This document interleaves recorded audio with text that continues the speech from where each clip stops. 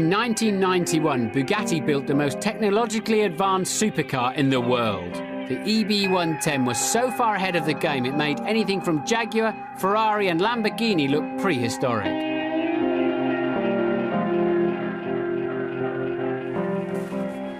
You're probably thinking this is yet another Italian supercar styled by Gandini with an engine in the back the size of Tahiti. Well, you'd be right, but the Bugatti had so much more. The engine was a lightweight 3.5-litre V12. It had trick aerodynamics, four-wheel drive, ABS, power-assisted steering, 6-speed gearbox, wood and leather. It had everything the Jaguar XJ220 should have had, but didn't. Plus, the EB110 was cheaper, and being a Bugatti, it was a whole lot more exclusive.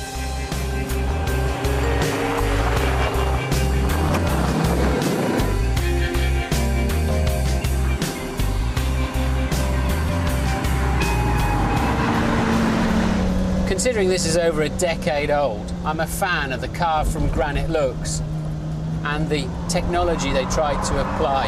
This is the second time I've driven an EB110. The first time was back in 1992 when my Grand Prix teammate was Michael Schumacher at Benetton. He turned up for a test at the Paul Ricard circuit in the south of France in a bright yellow one and offered me the chance of a run. I took it down the famous road from Paul Ricard to Bandol, gave it a bit of a thrashing. I mean, it was quick, but I thought it was a little bit strange.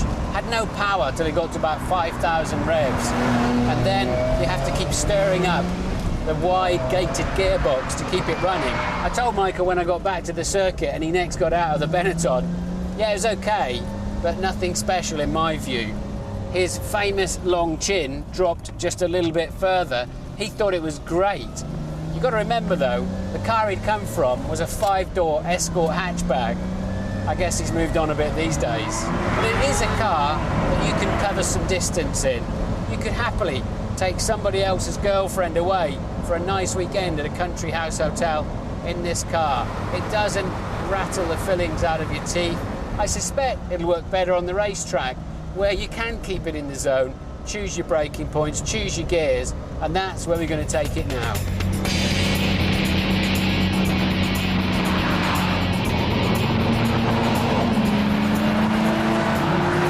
It's an amazing difference, isn't it? This is fun to drive on the racetrack. I can really get into this. It's so different to the road, where I just could never really get it up and running before I seemed to come across a corner or a tractor or something, and it had no power whatsoever. Now it's great, and I'm even beginning to somehow get a grip on this wide gate of the gearbox, and the braking is very stable. Very impressed with that. Four-wheel drive then now. The track is still pretty tricky in places, it's damp, but I've got the confidence to get on the throttle earlier, knowing it's going to tend to gently understeer. And all of a sudden the gear ratios come into their own, and it all starts to make sense. Front right tyre through this long cascade bend, beginning to hurt already, just a little bit less grip, lap by lap. Let's try it into another one here at Ireland. You can hear it, tyre starting to sing now. Into the shell hairpin, throw it in with some confidence and start squeezing the throttle. In a racing situation, you really want to treat, to a certain extent, the brake pedal and the throttle like it's got an egg underneath it. You don't want to brake. It's not all about going sideways. Sideways is not fast.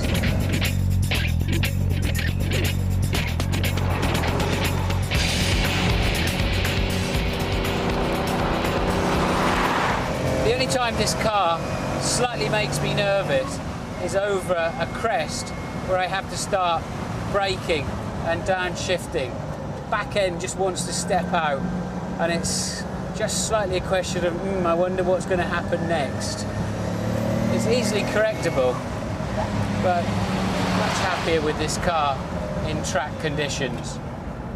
Not something I'd want for the road, but given it felt so silky smooth and had a sort of a limo ride compared to the others, it's okay on the road if you could just get rid of that turbo lag. The Bugatti with those 4 lazy turbos is tiresome on the road, but it does manage to get back some cred on the track.